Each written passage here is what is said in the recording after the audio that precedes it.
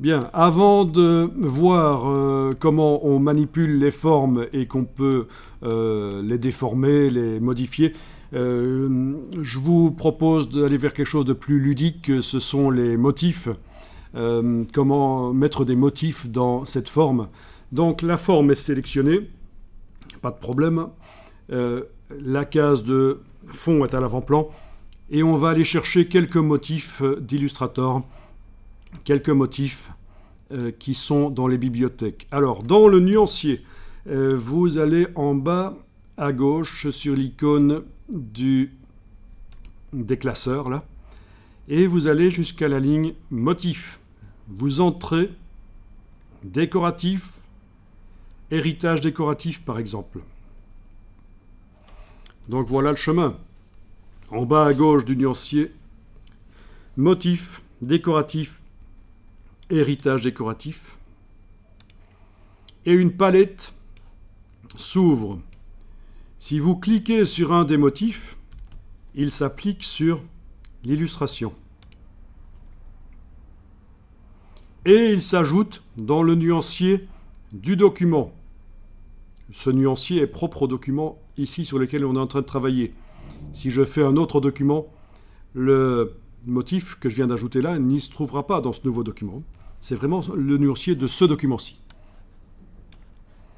Alors, la palette héritage décoratif, vous avez la possibilité de passer à la suivante dans la liste, la suivante qui était dans la liste, sans même devoir retourner en bas à gauche sur l'icône, avec les petites flèches ici.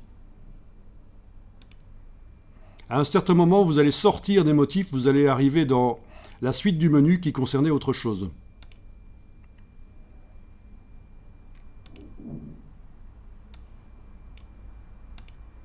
Voilà, des groupes de couleurs. Quand vous êtes arrivé au groupe de couleurs, à force de cliquer sur la flèche noire ici, vous pouvez revenir en arrière. Et à force de remonter dans le menu, vous allez arriver, tiens, encore d'autres groupes de couleurs. Il y a peut-être aussi des dégradés qui vont arriver à un certain moment, donc c'est pas très intéressant.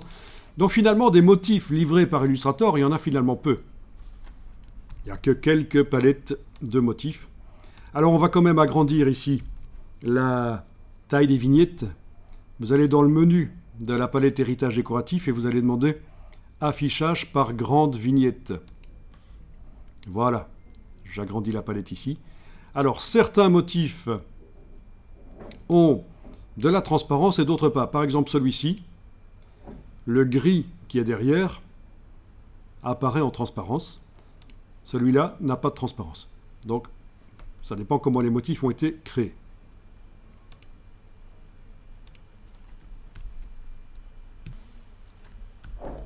Quoi qu'il en soit, appliquez un motif et on va tester. Alors ici c'est un motif avec du blanc. Ah oui, c'est pas de la transparence, c'est du blanc. Et ça se voit puisqu'on a mis un fond gris dans le bas de la palette des calques. Grâce à ça, on voit qu'il ne s'agit pas d'un motif bleu avec de la transparence en forme de vague, mais c'est vraiment du blanc en forme de vague. Voilà.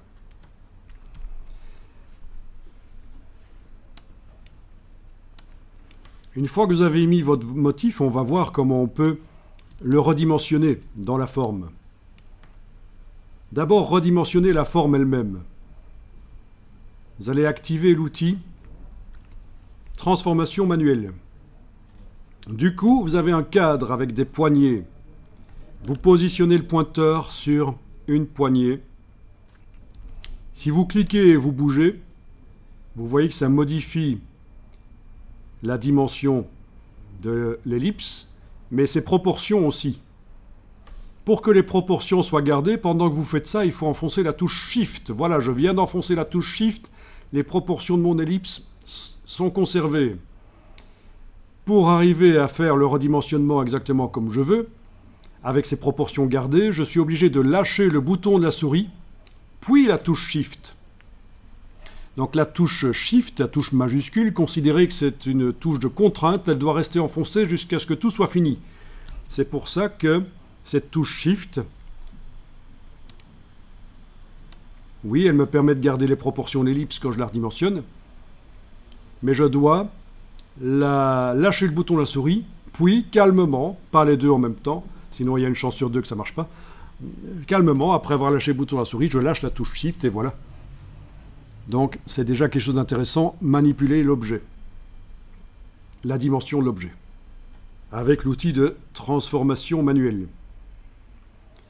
Si vous positionnez le pointeur tout près du cadre de transformation manuelle, vous avez la double flèche tournante, vous cliquez, vous bougez. Voilà.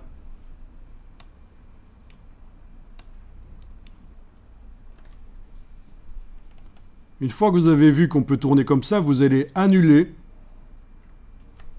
les opérations qui viennent d'être faites. Et ça se fait avec édition annulée, mais le raccourci, c'est bien sûr CTRL Z sur le PC, commande Z sur le Mac. Donc j'enfonce la touche CTRL du PC ou commande du Mac, je la garde enfoncée et j'enfonce brièvement la touche Z. Une fois, deux fois, trois fois. Voilà, l'ellipse est revenue horizontale. Si je fais encore une fois, tiens. Ah oui, c'est le dimensionnement de l'ellipse. Elle est redevenue grande.